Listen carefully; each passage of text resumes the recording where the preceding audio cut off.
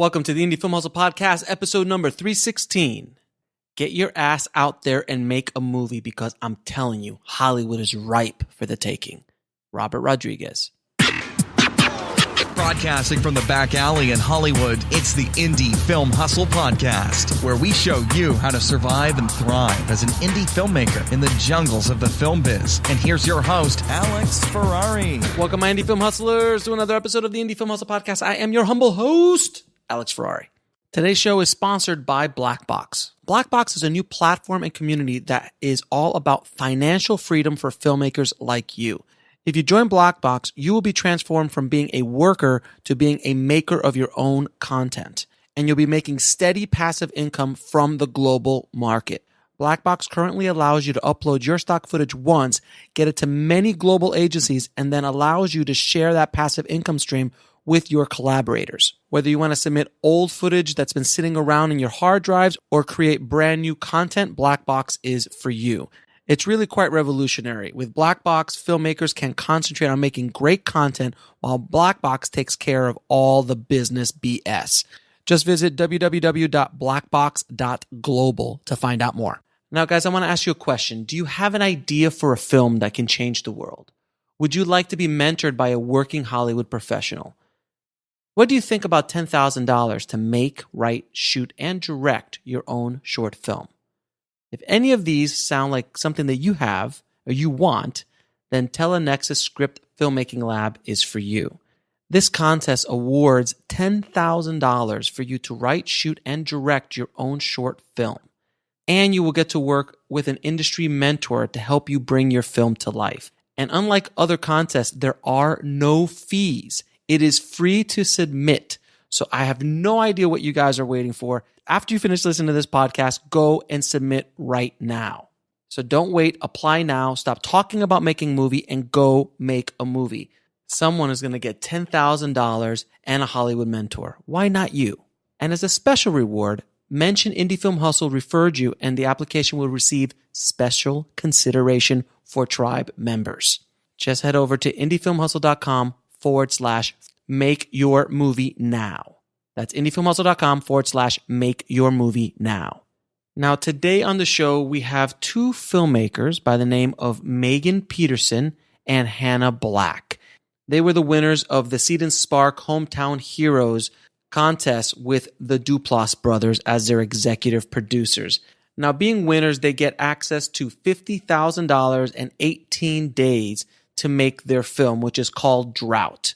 And also, you have the bonus of having Mark Duplass and Jay Duplass as your executive producers. And they've been working with the Duplass brothers closely during this whole process. It's really wonderful to see how the Duplass brothers work and mentor young filmmakers and not only mentor them, but actually give them access, give them the resources to go out and tell their stories. And that's why I wanted to have Megan and Hannah on the show. Now, as a side bonus, these two girls are just amazing. You can actually feel the enthusiasm, the joy of filmmaking come right through the voice and the sound coming into your podcast device as you listen to this interview. It was wonderful, wonderful, wonderful to talk to them, and they gave us some really great nuggets of information on their process and what they've been doing and how it's like to work with the Duplass brothers, what they've learned from Mark and Jay, and their whole experience so far making their movie, which they're still in the process of making that movie, because as of this interview, they are just starting post-production. But they wanted to get out there and really share what they've learned so far, even up to that stage. So I'm excited to bring this to the tribe. So without any further ado, please enjoy my conversation with Megan and Hannah. Guys, thank you so much for coming on the show. Thank you so much for having us. We're so pumped. So we have today Megan and Hannah. Say, Megan, raise your hand. Hi. And Hannah, raise your hand. All right, and we're going to talk today about your amazing journey, which is still in the process of going through. You're in post on this journey. But the reason I wanted to have you guys on the show is because you have a very unique story on how you got there. And you're working with a few unknown executive producers, which we'll talk about later. Right. Yeah. So that I'm really curious about how you went through all that process. But first and foremost, how did you guys get into the film business? What was it that made you jump into this ridiculous business? Right. This crazy business. For me, I always loved acting. And when I moved to Wilmington, North Carolina, there was already a film network here, and I found myself on set. And so that is when I was like, wait, people do this like for a job, and I want to do it too. And so I joined an acting class here in town at a studio. And that's how I kind of got into the mix. Yeah. And I was just out of college and I was teaching, and I was super unhappy with my life. I just didn't enjoy my job, and I have always loved movies growing up. And for some reason, I guess it just took being really unhappy with my job. I realized, like Megan, movies don't fall from Mars. People actually do this for a living, and it's a thing. And I was really interested in the aspect side of it. So I quit my job and enrolled in the same acting classes. We both enrolled at the same time, but did not know each other. And just kind of got hooked to, I just love acting. And then we were in a Meisner class for 2 years, and our awesome acting coach really encouraged us to create our own work. And so we did a couple of short films, and that's when we realized we love working together and filmmaking as well. So so how did you guys get together? Like, did you just said, hey, let's just join forces? That's a great question. Yeah. We auditioned for roles here in the Southeast, and please know we are grateful for all the roles we audition for. Yes. But they're typically 1 line to 5 lines, and a lot of nice nurse, or snarky waitress. Blonde 2. Not even blonde 1. Come on. Blonde number 2. Soccer mom number 4. So we were like, disgruntled actors that wanted to make our own content so that we could play characters and women that have more of a backstory and are more interesting. And so we did one short film, kind of in a style of certain people we look up to, where we had improv during the short film, had given ourselves a relationship and that kind of thing. And we shot that. It got into some festivals, and that's when we were like, oh, I think we have like something here. We work well together. And then that's when we started writing more short films together. Yeah. And then now you're directing your first feature film? Yes. And that film is called Drought, the movie? Yeah, Drought. Yes. Drought, just Drought. Well, it's called Drought. I call it. It's not Drought the movie. That's, right, but that's our. We always say like the movie because people are like Drought. What? I don't understand. So we're like, yes, it's movie. Yeah. So tell me about what Drought is about, and then we're going to go into the process of it. Yes. So Drought it's like a coming of age dramedy, I guess, that's set in 1993. It's in a small southern town going through the worst drought in history. And this girl named Sam, she is, taking care of her younger brother, Carl, who has autism. And he is obsessed with weather, but their town is going through a drought, and that's a total bummer. Not a lot of weather happening. Right. And so their estranged sister comes into town, and lots of things happen, and they decide to go and chase storms. And so it's really about siblings and forgiveness and family and just accepting who you really are. What I find always interesting is when people don't find, it goes all the way back to, and probably earlier than this, but Good Will Hunting, when Ben and Matt could not find work that they wanted to do, they wrote their own work. And I've found nowadays, and when they did it, was much harder than it is today. It really is, or was. It was so much harder. So now I'm just so happy that the technology is around that allows people to, and artists to kind of express themselves and create projects that they want to do. There's really no excuse anymore. Right. I know. It was kind of like either we could stop complaining about it and just accept, what was going to come our way, or we could do something about it and tell a story that we felt the world needed right now. And that's how we came to that. Hannah came to me with this idea, and we were in the short film track, and I was like, Hannah, this story is bigger than a short film, and it's bigger than anything we've ever taken on. So it was an exciting adventure. Now here we are. So then you signed up for this contest, right? That Seed and Spark and a small producer coming up a producer called Mark Duplass, and the Duplass Brothers in general, were putting together. For everyone listening, Seed and Spark and the Duplass Brothers did this amazing contest to give, I think it was like 2 winners or 1 winner, 50,000. It could have been up to 5 winners. And they chose 2 films? 2 films. Yep. Mm-hmm. And they gave each of those films 50,000, and you were one of those 50,000, one of those 2. Close. They updated it for this past year. They did a second round. They upped the money. So the year we were in it, they did 1 grand prize winner who got the executive producership, and then we got the executive producership and 25,000. Well, hey, we'll take it. I'll take great. That. It's still not that bad. Still not that bad. No, it's incredible. And then, so did you go through the whole crowdfunding process through Seed and Spark as well? Can you tell us a little bit about that experience? Because I hated it. I hated crowdfunding. Now, I did it on Seed and Spark as well, and I love them, and they're fantastic. Yes. But man, crowdfunding sucks. It's just, So tell me your experience. Yes. So we had only crowdfunded once before, and it was only for 1 day for like $500.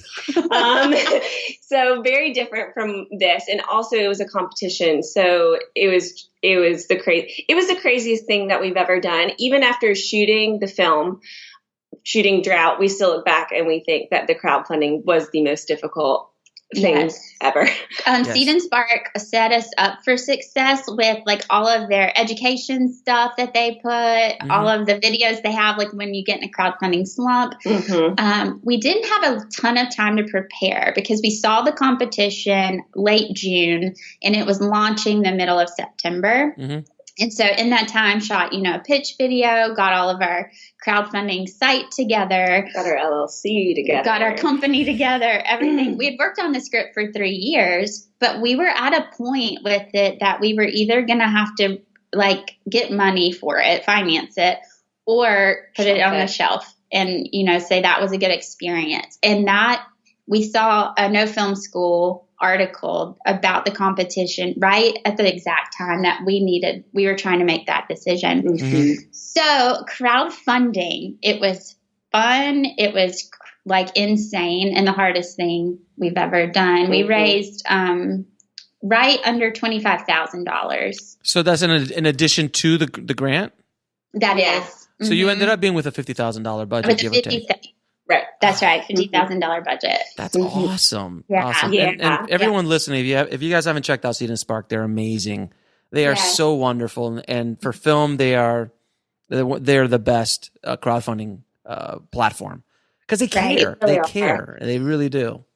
Emily is amazing. I've had her on the show. She is just amazing. She's an inspiration, to say the least.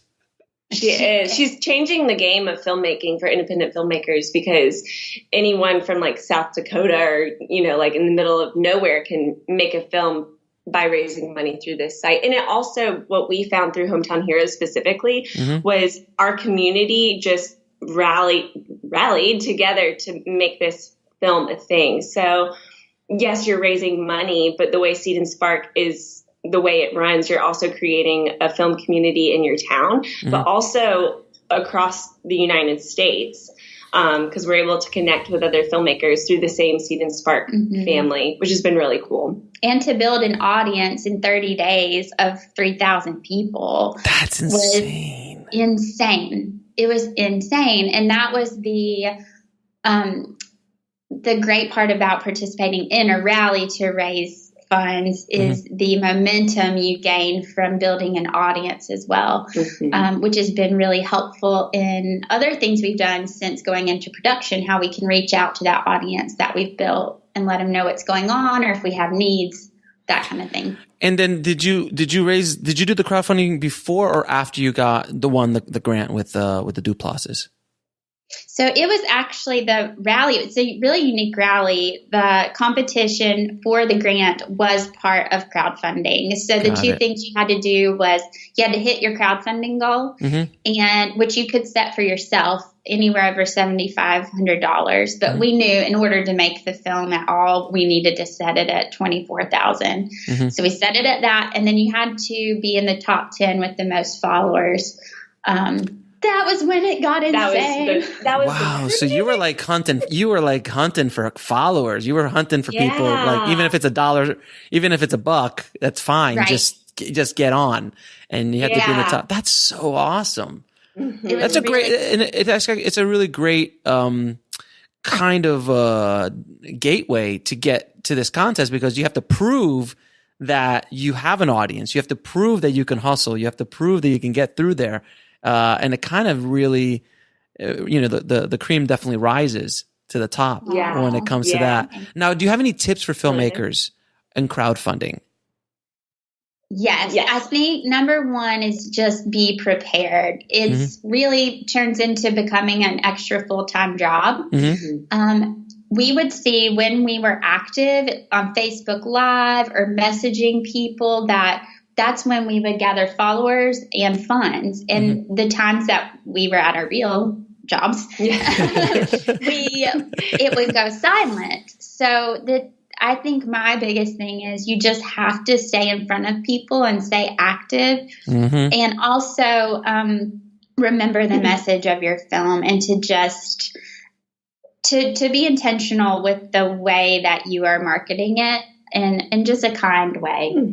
Yeah, and being true, as cliche as it sounds, is being true to yourself and what your film is, because if you're trying to be something else, it's not authentic and people aren't interested in that. So it's just, we're weird. So we're weird. And I think people enjoy watching these weird people do this weird thing. And it just makes it more enjoyable.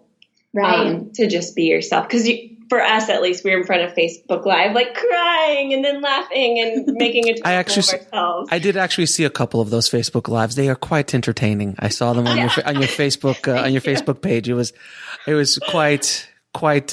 Yes, it was good. Yeah. I think we should just leave it. We should just leave that at that. Let's just move on. Leave that at that. Exactly. For some reason, people watch them. Isn't it crazy? Like you're sitting there and you're like doing this thing and you're like, oh, so somebody's watching us somewhere. And then all of a sudden that number starts growing. And like, oh, there's 20 people. There's literally 20 people, or there's 100 people, or there's like 500 people watching what I'm doing right now. It's eerie. It's kind of creepy, but yet it's kind of cool. Like you have that kind of access instantly on your phone. Why people aren't streaming more. Now I become like an evangelist for streaming, because I absolutely love live streaming now. It's like amazing. Because you can just get to an audience very quickly and provide great content for them instantly. Yeah. And interact with them where like they could ask us questions and we could answer right away. And it just gave us, so truly there's like no reason. We all have Facebook or Instagram or Twitter. So there's no reason like people can't do this. I think that's what I felt more than anything from the rally. If two ladies from Wilmington, North Carolina can do this, like it's possible that you can be empowered to do this yourself too. Absolutely. No question. Now, so you did work with the Duplass brothers. And I know Mark, which did you work with Jay and Mark, or just Jay? It's mostly Mark. Okay. So the grant is from both of them, their company. And then once we won, which still feels weird to say, we sent the script to them, and Mark and one of his awesome assistants who we love helped us make it the best that it can be on the budget that we have. So yeah. They helped you break down the script a little bit and go, okay, you're going to have to change this location or this thing or that thing because you just ain't got the money. Right. Pretty much. Yes. They gave us a little reality check with, okay, the movie you're trying to make is a $250,000 movie. You have $50,000. Let's try to make a $25,000 movie for $50,000. So let's try to scale it way down not just to 50, but to 25. And then you have this extra money that will help elevate it. And they really helped us just focus on story, paring down the locations and some of the characters and focus on the heart of the story. That's awesome. And then, so you had a lot of one-on-one interactions with Mark? Yeah, we had a lot of it's via email because we're like coast to coast. Yeah. Sure. Busy folks. Doing lots of things. Clearly, they have a lot on their plate. Yes, they do. But they're so kind. And anytime that we needed a call because we couldn't figure something out or had questions about changing something in the script, they were there to schedule it and talk it out or email it out or all those things. That's pretty awesome. Yeah. So now you're really great. So you're working with the Duplass brothers, who are a legend in the independent film space without question. I'm a huge fan of what they're doing. I'm sure you're still like, I don't even understand, because you're still in the process. You're you've done shooting. Now you're in post-production, correct? Yes. Right. Which is that's another handful of months.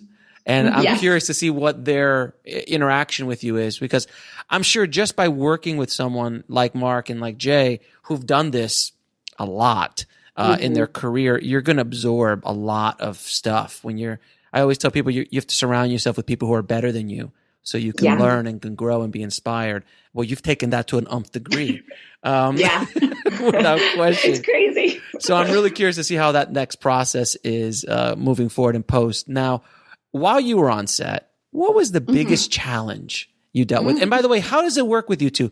Are you like the Coens, like one of you directs and one of you produces? Or you both kind of direct? How does it work with you two as a team?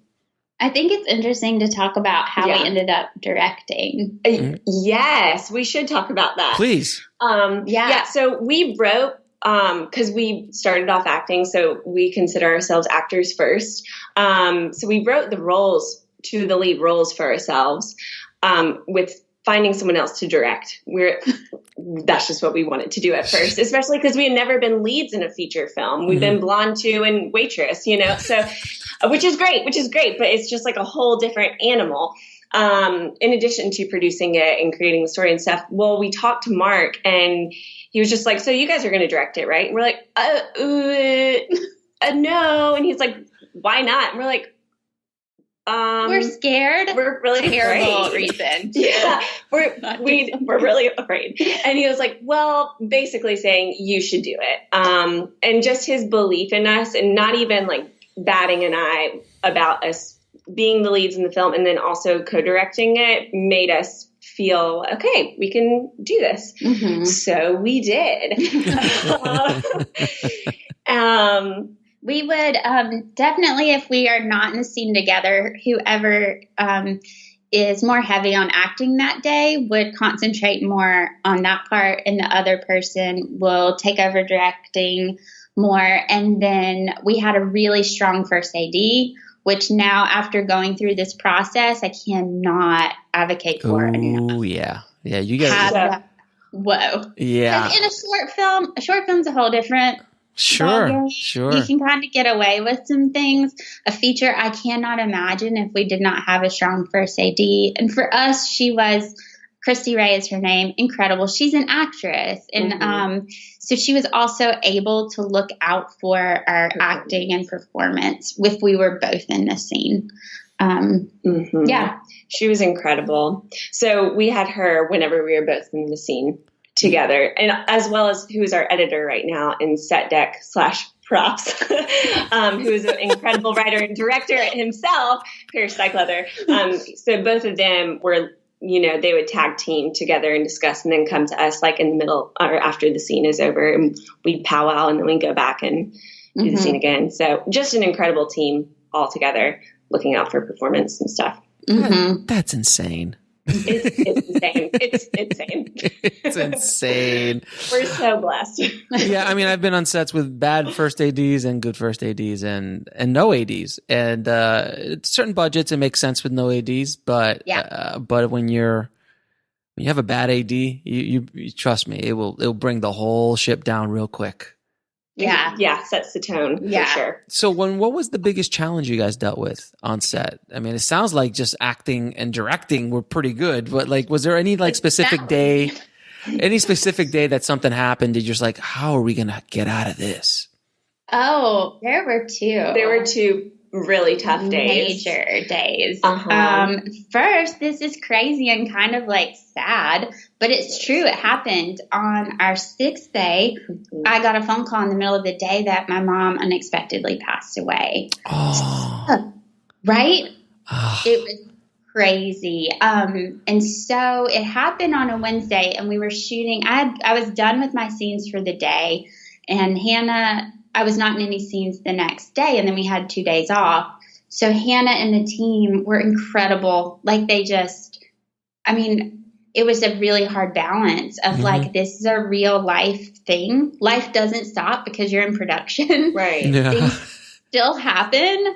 Tragic things happen. And to see the team pull together on day 6 like that, for me and for the production, just glued us together even more to get this project done. And so I was able to step away for that weekend and have time with my family while they kept going, because as you know, in indie film hustling, you can't really stop production. Like it's not really an option. Especially with independent film. No, you just can't. You don't have the budget. You don't, it's not like when, Tom Cruise busts his ankle open, they shut everything down. Well, they have insurance. They've got hundreds of millions of dollars. It's a whole other beast. With us, it's different. You got to just keep rocking. I still remember I was about to direct a series one day and grandma died. And I was like, I honestly, for me, it was probably one of the better things to do, is because I had my mind focused on directing all day. So it was a lot easier for me to just kind of roll with it and then grieve after, but I just kind of like push through. So sometimes it happens what is supposed to happen. But yeah, that's one big lesson that everybody has to go through, is like, the show will go on with, the train left the building. Yes, the train is on its way to the wrap station. Wherever if you want to be on it, it's up to you, but it's going to go. It's going. It might derail, but it's going. Yeah. Because it did derail some more times. Okay. But Megan was the strongest person. She is the strongest person I've ever met in my life. It is true, because 3 days later she was back on set and directing and being a boss. And we also have a really empathetic crew we have the best crew. That's all I have to say about that. But then a week and a half later, we only had, I think, 5 days left to film. On our last week, trucking along, it's 105 degrees. Well, there's a hurricane coming our way. Yes. Category 4. Fantastic. Which is, of course, and the movie is called Drought, so that's really cool. But so we actually had to shut down production and pause, and for 2 months, because it was a category 4, and then by the time it hit, it was a category 1, but it was moving 3 miles an hour through our town and state, and it just wreaked havoc on our state. And it took 2 months for everything to get back to normal. And so then we resumed production 2 months later. Again, we have the best crew in the world. Our sound guy, Josiah Graff, sorry. No, Gaffer. It's like hard. Was getting married, and he's like, we're going to pause our honeymoon and come finish out this film with you.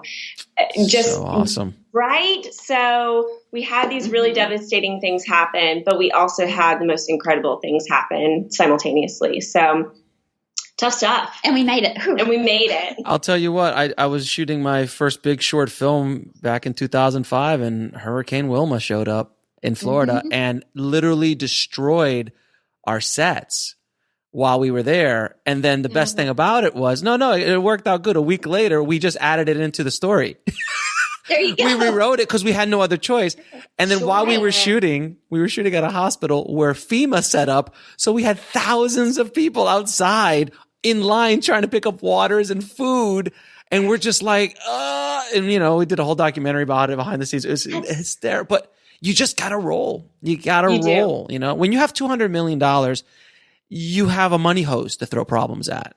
As Robert Rodriguez always said, you throw the money hose at it. We don't have a money hose. We don't even have a hose. Right. Where is it? Exactly.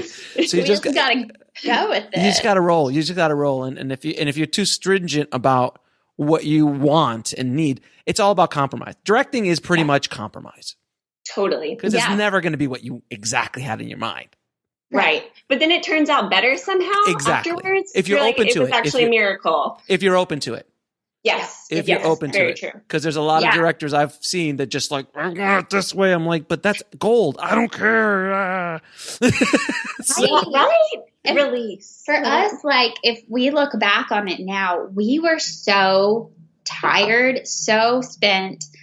I don't know how we would have gotten through those last 5 days. And that gave us a break to like recoup. I could grieve. We could wrap our heads around the last 5 days. And we realized that the script needed one more scene. And I don't think we would have had it in our brain capacity to figure that out if we are just trying to get to the end. So it ended up working out. In the moment, though, it felt horrible. It always does. When you're in the moment, you always look back now and you'll be just like, wow, did we really do that? I'm sure you say that now. I'm sure you're saying that right now. Like, while you're watching your dailies and you're trying to edit this, you're just like, did we really do that? That's insane. Who did that? Right? It wasn't us. Couldn't have been us. Yeah. Couldn't have been us. It feels like a fever dream. Yeah. No, let me ask you, what is the biggest lesson that you learned working with Mark and Jay on this? Like, what's the one thing that you're like, man, these guys just dropped this knowledge bomb on me and I can't believe it? Wow. That's a good question. That is a good question. Because there's a lot. Truly, there's a lot. Do you want to go first or do you want me to go? The first thing I think of for me is the way that they have produced with us is so empowering. And so the thing I think that I'm probably knew somewhere deep down, but didn't have the courage to realize it, is that you have, and they preach this all the time, so why didn't I hear this other places? But we have what it takes. You just have to do it. You just have to go out there and just make it happen. They were pretty hands off when it came to like, okay, the script is ready. Go make your movie. And we're like, us? Okay. Sounds good. So I think I just gained this whole new confidence in myself to be able to do this more. I think that's the biggest thing I learned, at least. I don't know. I guess to piggyback off of that, also letting it trickle down to the people that you're working with. And also we are such an advocate for kindness on set and just, you can work really hard and have fun and be kind all at the same time. But then seeing also that is something that Mark and Jay do as well. And they're incredibly successful and people enjoy working with them. It's this attainable thing that can truly just continue on. But also piggybacking off of what Megan said, finding other people that are part of your crew or actors or whatever that just like us don't have necessarily the experience, but are willing to work hard and are passionate and are kind, and will do what it takes. And we had a handful of both. We had our DP is like incredibly seasoned and talented and also really, really kind and patient. And then we had other people on set who had never done that particular job before, but rocked it, because we believed in them just like Mark and Jay believed in us. So yeah, I definitely think it's they have given us they've helped us to the next step, and then just continuing to go back and do that for other people. Also, one of the things they really encouraged us to do, which we did, is, and I will probably always do as long as I produce things, is everyone in the cast and crew are paid the same amount. So there's no strange hierarchy of pay scale. That way everyone knows that they are the same. We need the grip just as much as we need the DP because we're on a crew of 10 people. So everyone is equally as important in getting this thing done, and showing that through pay scale was one thing they recommended and that we took. That's an awesome way to do it. I mean, I did that I've done that in my films as well, especially when they're super low budget. But that's a really great way to do it. And I've actually interviewed, I think you're the third directors that have worked with the Duplass Brothers. Cool. And every one of them has said the same thing, that Mark and Jay they just trust. And that's a really good way of producing, working with a director. If you're on top, cause they easily could throw their weight around. They can easily show up on set and everyone's going to listen to them, and you included. You're just like, whatever you want to do, Mark. But they understand that they're building. Filmmakers. They're building confidence in yourselves as artists, as directors, as writers, as actors, everything. And it's really inspiring to see what they did with you guys, and they've done with all the other directors as well. Yeah. Now, since you're still in post and you're not haven't gotten to this part, but I always preach about marketing and distribution. So, so what is your marketing plan with this film? Funny you ask.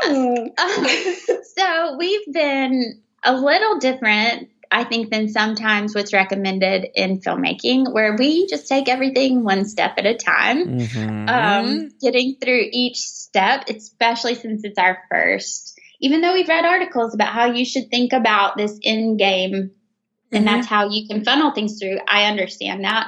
But the learning curve for us on that is so high, it just overwhelms us. So we're taking it one step at a time. Ultimately, our hope is that we submit to some top festivals and get to go there, get to screen and premiere at one of those and go from there. Yeah.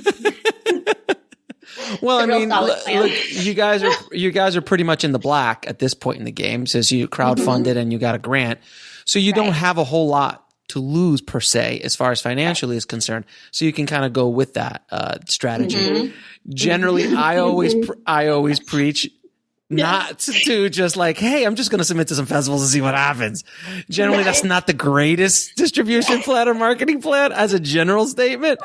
But I understand that you have an EP's name that does open doors at certain festivals without question. So you are a different beast, if you will. You're a different kind of product than a normal indie film, a normal $25,000 or $50,000 indie film. So I am very curious to see how it goes for you guys, without question, and see what happens, because you're going to learn. You guys haven't gone through this process before. So marketing is going to be one thing. I mean, you're literally doing an interview on a show in post-production, which is a rarity. I just don't have people do it. So that's an interesting conversation. Why did you want to jump on the show now, as opposed to like, hey, let's wait till we get this thing done? I'm just curious. I think, I don't know, for me, we're so kind of fired up that we want to share with any filmmaker that's sitting out there trying to figure out if they should do this or not, to tell them, go do it. Like, it's a lot of hard work. It's so much hard work, but it's so worth it. And even though we're not on the other end yet, because we're in post and we're seeing the dailies and how they've turned out, I think we just feel like maybe now was the time that someone else needed to hear that. Get ready. They're going to do another rally. Steven Spark is always there. So go ahead and now in January, start getting your script ready. Your crowdfunding video, like start researching stuff about crowdfunding. That way you're a little more ahead of the game than we were when we started the rally. That's why I felt compelled to do it. Yeah. I mean, same. We just want to let people know that they can do it and they should do it. The more voices that are out there, the more diverse voices that we hear and stories from all over the country, I think will improve the landscape of films, going forward, that we'll hear more stories and not just the ones centered in hubs where filmmaking is kind of there. Right. Yeah. Very cool, guys. Well, you are an inspiration, to say the least. You girls are an inspiration, and that's one of the reasons why I wanted to have you on the show, to hopefully inspire some some filmmakers out there. Cause look, it's a scary thing. It's scary. I mean, yeah, I'm sure that if having the Duplasses behind you gave you a lot of courage. Cause, you know, and it's great. And I know a lot of filmmakers out there right now are thinking, well, like, I don't have Mark and Jay behind me. I can't do this. I'm like, you can. Because I hate to tell you that most people don't have Mark and Jay behind you. And they still do it. It's crazy. And it's this strange awesomeness and different scary. Because we were going to make the movie whether we won the competition or not. And we didn't think we were going to win. We truly did not. We are so shocked. Totally shocked. And so there's this different level of scary now. Like, are we in the whole imposter syndrome? Like, of like, cool, this is great. We have this, but what if our movie is like bad? So real quick, before you, I want to hold on something. The imposter syndrome. That is something that a lot of people deal with, a lot of filmmakers deal with, but they don't even understand what it is. So can we talk just a second about what that is from your opinion? Because it will screech your entire world to a halt. It will stop you and you will wake up and you'll be 60 and you'll be like, why didn't I go for it? And because of this syndrome, if you will. So can you just tell me about how it worked with you guys? Because I'm fascinated. Yeah. So we had imposter syndrome not only for directing the film and writing the film, producing the film, also acting in the film. So like every single angle felt like people are going to find out that we are totally not qualified to do this. I don't know if I should have said that, but guess what? We didn't go to film school. Right. We had totally different career path plans, and we're like connecting with all these people that are major film people. And when are they going to realize We've been doing this for 5 years total, and that's not even filmmaking aspect of it. So it just feels you feel not good enough. I think that's what the imposter syndrome is to me. Like, there's probably someone out there better qualified to direct, better qualified to act in this, and I should just step away and let someone else do it and tell the story better, because this story deserves to be told in the best way. And you start hearing all those lies and could easily step away from it. And I see why so many people don't follow through and make it happen. It's a terrifying proposition to direct a feature film, especially, I mean, you guys are braver than I was. I mean, it took me till I was 40 to direct my first feature film because I was so scared. And like, this big giant thing that the feature film, it was like this, and I'd had 20 years of experience of directing commercials and videos and series and other things. So I'm like more than capable of doing it. Yes. But it was that syndrome that kind of like, at one moment you were just kind of, is someone going to walk in and go, what are you doing here? You get off the set. Get off the set. You obviously don't belong to be here. You're a PA. Move. Not that there's anything wrong with being a PA, but if you're a PA being a director, that's not good. You're out. Right. and that kind of fear is paralyzing. It is an absolute it paralyzes you. So I hope everyone listening to the podcast really understands that. Yes. Is there somebody better? Absolutely. There's someone called Chris Nolan. There's someone called David Fincher. There's someone called Mark Duplass. There's someone called, Martin Scorsese. These guys are all much more qualified directors in every aspect of the world to direct a movie that I'm doing or a movie that you're doing. But the big difference is they're going to bring their own, as I like to call, stank to it. And no one can compete with your stank. Because your stank is your vision, your vibe, your energy. I like to call it stank. But, throw your stank all over the place. That's what people go to see. They go to see a film because of the filmmaker's vision, the filmmaker's energy about it. That's why we go see a Fincher film or a Nolan film or a Tarantino film or a Robert Rodriguez film or whatever those films are. You are attached to them and what their vibe and their energy. So it doesn't matter if they might have more craftsmanship because they've been doing it longer. Or have more skill or just more talented in many ways than you might be, but they don't got what you've got. You've got your magic stuff that nobody else on the planet has. And you've got to be brave enough to put that stuff out there. I feel. Yeah, it's so true. Not to mention, I think it always, like, whenever there is that imposter syndrome, for me at least, I go back to, well, what else the heck am I going to do? Because I've tried to do everything else and I either hate it or I really suck at it. So I'm going to just do this. And if I fall, I fall, you know, at least I did it. So that's a great attitude. You got to. You just got to like push it. But I think that you just push it aside and just press forward because there's not time. Yeah, there's not time for it. That's what we found most for doing crowdfunding rally stuff when we were pushing. I mean, we were pushing ourselves outside of our box for crowdfunding, and then not to mention all the other things in production. And when you just realize, like, there's no time for doubt. You just gotta do it. Then something happens within you, and you start to see it like works. So even before Duplass came on the scene and we were just crowdfunding, I think we changed perspective a little bit. Right. Yeah. So I'm going to ask you a few questions I ask all of my guests. What advice would you give a filmmaker wanting to break into the business today? You go first. Oh, okay. I feel, look, imposter syndrome. I'm like, I feel totally underqualified to give advice. But listen, you've done something that a lot of people listening to this have never done or didn't have the courage to do. So you are absolutely qualified to give advice. Thank you. I guess the advice that I would give is for any filmmaker, whether you're a writer, director, whatever, be really intentional with your work and work really, really hard on whatever it is, whether it's your script or, you know, I don't know, your craft. Work really, really hard on it and be intentional so that you can put out the best work possible and be happy with it. And I don't know.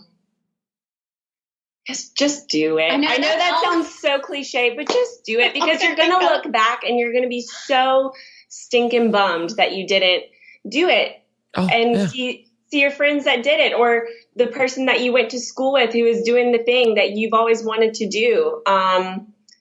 It's better to just do it and you can fall or whatever and keep on going than to just never, ever do never the thing. Try. That's really Why are we here? Why are we here? Yeah, right. Just and to be you scared? Learn. Right. You learn from those things. And I think that's just what life is. It's just a giant learning lesson. So it's not going to be perfect at first and it's not going to be the best unless you're a prodigy and that's cool. More power to you. I'm not. And most people are not. So yeah, just do it.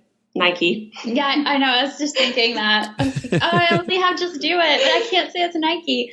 But yeah, that's it. I think find, if you can, whether it's in your town or through the internet where we're all connected, to find someone who you can collaborate with. I can't imagine doing this by myself. And I know that there are people out there that are, and those people are the bravest who are doing that. But if possible, if you can find someone to collaborate with, they're the people that are going to pick you up when you are feeling like you don't want to keep going and vice versa. You can be there to encourage them. And so I think trying to reach out to community, I was going to say like, listen to podcasts and get as much information. Obviously listen to podcasts. I mean, truly. Obviously listen to the Indie Film Hustle podcast. I mean, that's just a given. Right. A given. So I was like, well, they're listening out there right now. So good. You're doing that thing. If you're a writer, take an acting class. Yes. Learn all the things. So, yeah. Jodie Foster, I just heard Jodie Foster say this is like, if you want to be a director, take an acting class. It's going to humble you. For real. Yes. It's going to humble you. I've taken a couple acting classes and it is humbling. It changes your perspective on how you work with actors, without question. I advise writers and directors should always take at least one or two acting classes just to see what it's like. Just the vocal exercises, just, oh my God. And then the loosening up thing. And Yeah, you're all crazy. You're all nuts. It's Totally. We're crazy. Totally. Well, generally we all are. We're all carnies. I mean, we're all just a carnival folk. Right. 100%. 100%. Actors might be the craziest, though. I agree with you. Without question. Now, can you tell me what book had the biggest impact on your life or career? What book? On our life or career. The first one that pops into my brain is Save the Cat. Yeah, that's a great book. Of course. A lot of people use it. But when we had no idea where to start, it gave us a really good place to begin. We followed it kind of close, but we went off. Once we had established our structure for the film, we rewrote it. It was rewritten 7-8 times. But it's a great place if you've never written anything and you're itching to write something, a great place to start. To get an idea of story structure. That's just the one that came to my mind. Of course, Like Brothers by Mark and Jay Duplass. Obviously, Like Brothers, Mark and Jay. There it is. It's a great book. It's a great book. I read that book. It's excellent. Good. Yeah. Oh gosh. I don't know. I feel like I know yours. You probably know it more than I do. Why don't you tell her what her book is? Okay. Your favorite book is maybe Perks of Being a Wallflower. Yes. I was going to say that, but I was like, but it's not film related, but it kind of is. Doesn't matter. Yeah. So that actually, the movie, when I saw the movie, that's what inspired me to want to act. What was the book title again? The Perks of Being a Wallflower by Stephen Chbosky. It's a great book. Yeah, I've heard of it. It's a great book. And the movie is really excellent too, and he directed it. But I love, if people haven't read the book, they should, because it's written in diary format. And I think it just makes you want to be a more intentional, kind person, because there's so many people, everybody's going through stuff in life, and you just need to love on them. And I think that book really highlights that, which is great for a filmmaker, because you want to create empathy for the characters that people are watching and the story and stuff like that. And it's just a personal favorite of mine. Read it. That's awesome. Read it. Now, what lesson took you the longest to learn, whether in the film business or in life? I'm still learning my lesson. I haven't fully learned it yet. But what is the lesson that you're still learning? Forever. It is that what we keep going back to believe in myself. To believe that we all have a unique voice and a perspective that is worthy of being heard or told. And that when you believe in yourself, it's not selfish. It actually helps other people know that they're worthy of who they are and things they've gone through too. Is that good? That's really I still have to learn every you're asking hour. if that's good. You're asking if your lesson is good enough. You guys should have a show online. I'm just saying. You guys just should just sit there and talk back to back. It's just this will be. I'd watch. It'd be very entertaining. And 3 of your favorite films of all time. Oh wow, this is fun. Okay, do you want to go first? I'll name one. Okay. Big Fish. I love Big Fish. What a great movie. Love that movie. It's one of Tim Burton's best. It's my favorite of his. It's good. Billy Elliot. Another good one. Yeah. Really, really good. Love Billy Elliot. Your turn. I'm scared. You want to say another one? Say another one. It changes all the time. I got one. Okay, go. The Untouchables. The Untouchables. Very good. The French film. The Upside just came out with Bryan Cranston. Yeah. And Kevin Hart. There's an original that is a French version with Omar Sy. Gotta watch it. The Untouchables. I'm not saying Untouchables wrong. All right. It's good. And oh gosh, I love The Fighter by David O. Russell. Okay, incredible, so great, love it. There's 4. I mean, we could leave it there. I don't want to beat you guys up about it. I think that's good. There's so many. It gets overwhelming. There's so many. It's like different categories. I mean, obviously Puffy Chair, obviously. Obviously. Well, I'll say one that's really inspired. Blue Jay. We love Blue Jay. I had Alex on the show. He was so amazing. He's so nice. We love him. Alex is amazing. He's a great filmmaker, and I loved Blue Jay. I thought Blue Jay was brilliant. If you guys haven't seen it, it's on Netflix. It's Mark Duplass and Sarah Paulson. Paulson, right? Yeah, Sarah Paulson. What an amazing little film. Great film. Now, where can people find you guys, find more about Drought and everything you guys are doing? Yeah. So we update our Seed and Spark page. If you want to be one of our followers on Seed and Spark, that's seedandspark.com/fund/drought. On Twitter, we're at Drought the Movie. And Instagram as well, at Drought the Movie. We are also on Facebook as Drought the Movie. Wow. But we're not as great at posting updates on Facebook, I'll be honest. Or Instagram, but we're trying. I'll have to talk to you guys about social media and how to work with social media a little bit, guys. Yes. You gotta pump it out there. Gotta pump it out. I know. It's many thank yous. I mean, you guys are sitting on gold between just the 2 interactions with you guys. You could be putting out stuff all day. People would just tune in just to watch you two banter back and forth. I think it would be hilarious. Thank you. That's so nice. Thank you. Megan and Hannah, thank you so much for being on the show. I really, really appreciate you taking the time out and inspiring the tribe a little bit. I truly appreciate it. These are the kind of stories that I like to promote and put on the show because it really does show that anyone can do it and that you just have to get up and go out there and go for it and not to be afraid. And well, you know what? Be afraid, but do it anyway. Yeah, feel it and do it. That's the key. Yeah. That's the key. Even if you're nervous, just do it. Thanks again, guys. I appreciate it. Thank you so much for having us. I want to thank Megan and Hannah for coming in and dropping some wonderful knowledge bombs on the tribe today. It is always wonderful to hear very enthusiastic filmmakers about not only the process of making a movie, but just their excitement about being in the business and doing what they love to do. And I really wanted to bring that energy to the tribe today. So thank you again, Megan and Hannah, for infecting us all. And hopefully this will get somebody out there listening off their butt to go out and make their movie. So thanks again, Megan and Hannah. And if you want to get info on their movie, about them, you want to connect with them, just head over to the show notes at indiefilmhustle.com/316 for the show notes.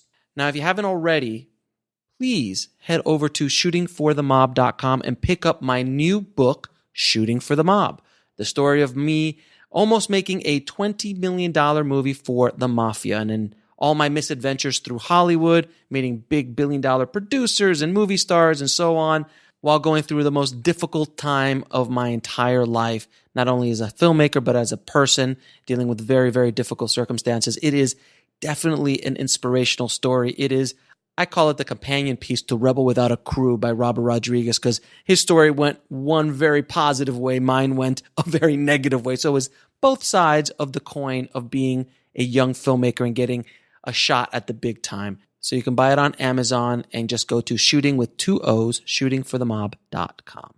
And that's another episode of the Indie Film Hustle podcast, guys. Thank you so much. I am working in the lab as we speak on some big stuff for the tribe in the coming weeks and months. I cannot wait. And if you missed the April 25th screening of my new film On the Corner of Ego and Desire, there will be another one on May 25th for the New Filmmakers LA Film Festival. And you just got to go to indiefilmhustle.com/screening to get tickets to come there. It's a really great film. I can't wait to share it with everyone. So there's another shot for you guys to see On the Corner of Ego and Desire. Guys, thank you again so much for all your support, all the love, everything you guys give me. I really appreciate it. I'm glad you guys are liking the weekly motivational videos that I'm putting out on YouTube, doing twice a week. I got some other cool stuff coming for YouTube as well. And of course, don't forget Indie Film Hustle TV, brand new stuff every week at ifhtv.com. Thank you again, guys. As always, keep that hustle going. Keep that dream alive. And I'll talk to you soon. Thanks for listening to the Indie Film Hustle podcast at indiefilmhustle.com. That's INDIEFILMHUSTLE.com.